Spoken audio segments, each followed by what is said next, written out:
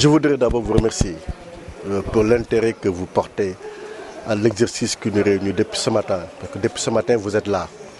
L'exercice s'appelle conférence territoriale, qui est un moment de faire le round-up de tous les, d'abord des engagements pris par M. le Président de la République lors du Conseil des ministres délocalisé de Saint-Louis en juin 2012.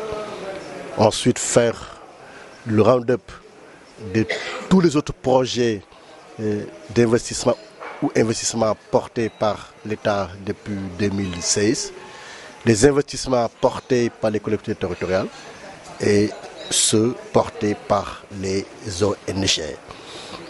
L'exercice donc a consisté à faire ce round-up et à y associer tous les acteurs territoriaux. Nous avons souhaité que ça soit participatif, que ça soit itératif, que ça soit inclusif. Ce travail est parti d'un travail de collecte à la base des informations territoriales sur ces programmes que je viens d'énumérer par les sous-préfets, l'organisation de conférences départementales au niveau des départements et aujourd'hui, le 20, l'organisation de la conférence régionale. Nous avons mis en place pour préparer cette activité depuis le mois de juillet un comité technique régional composé d'éminents experts, des chefs de service en l'occurrence, du directeur de l'ARD et son équipe, le service régional de la planification, celui d'appui au développement local, de l'hydraulique, de l'assainissement, autour des préfets, des adjoints gouverneurs et de sous-préfets pour nous donner des résultats d'aujourd'hui. Il faut retenir que la région de Saint-Louis pèse à la date d'aujourd'hui 822 milliards de francs CFA. Vous voyez 822 milliards de francs CFA pour 463 projets visibles, vérifiables, qui s'échelonnent de Pal à Diaba, c'est-à-dire sur toute la région de Saint-Louis, dans le département de Saint-Louis, dans le département de Podor, dans le département de Dagana.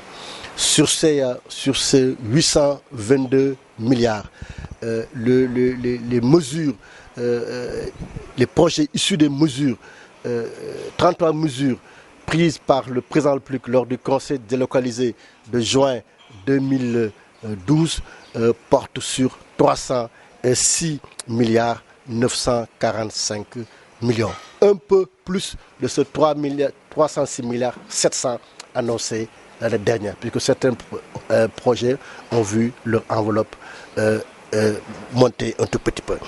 Pour les investissements de l'État, en dehors donc des mesures du Conseil des ministres, l'État a d'autres projets qu'il développe.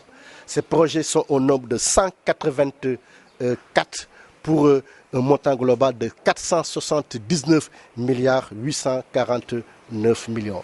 Les projets et d'investissement en cours portés par les collectivités territoriales, les communes, les départements sont au nombre de 151 projets pour 16 milliards 736 millions. Et les programmes portés, les projets d'investissement portés par les ONG au nombre de 95, chiffrant à 19 milliards 459 millions. Et nous l'avons désagrégé et l'articulé au plan Sénégal émergent dans ces 3 axes. Une recommandation, le suivi des exécutions de certains projets. Nous avons des difficultés, puisque certains projets, nous avons les données financières. Nous avons vu également l'état d'exécution des projets. Mais aujourd'hui, nous avons des difficultés d'asseoir un mécanisme de suivi au niveau régional, parce que tout simplement, l'ancrage de ces projets n'est pas un ancrage territorial et régional, c'est un ancrage national. Nous sommes obligés de nous déporter vers le niveau central pour avoir ces renseignements.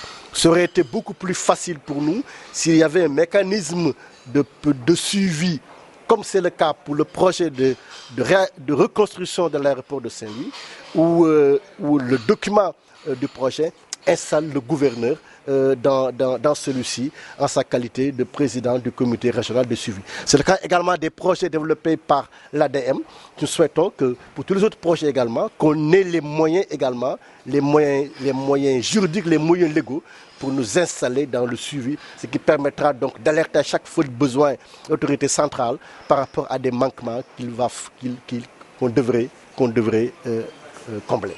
Saint-Louis fait partie des régions les plus financées et fait partie aussi des régions qui ont plus de projets montés et financés.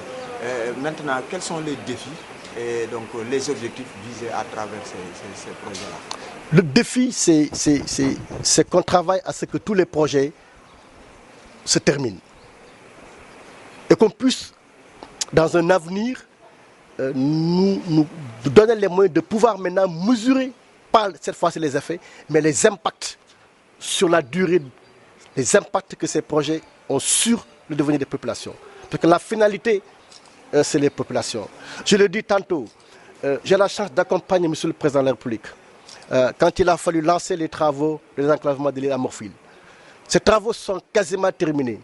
Aujourd'hui, est-ce qu'on ne doit pas partir vers ces populations pour les accompagner, pour qu'ensemble nous réfléchissions sur le devenir de l'île à Morphil, sur le devenir de Podor, sur le devenir de la région, à la lumière de ces infrastructures qui vont désenclaver, qui vont ouvrir définitivement ces zones. Raison pour laquelle, je vous dis tantôt ici, se contente de travailler pour faire un forum avec le maire de Demet, sur le même format que le forum de septembre 2015, pour que nous allions nous tous dans l'île à Morphil, voir quel est le meilleur moyen pour les populations de tirer le maximum de retombées possibles à la lumière donc de ces infrastructures mises en place par l'État. Donc aujourd'hui, l'exercice, ce n'est pas venir de discuter, de dire où est-ce que nous en sommes, mais c'est recueillir les recommandations. C'est ce qui justifie la présence massive des élus territoriaux, recueillir les préoccupations des acteurs de développement, de la société civile, sur comment améliorer ce qui est en train d'être fait et comment faire de sorte que les populations puissent tirer le maximum de bénéfices sur ces infrastructures, sur ces investissements, ces projets programmes qui vont changer carrément le futur de cette région.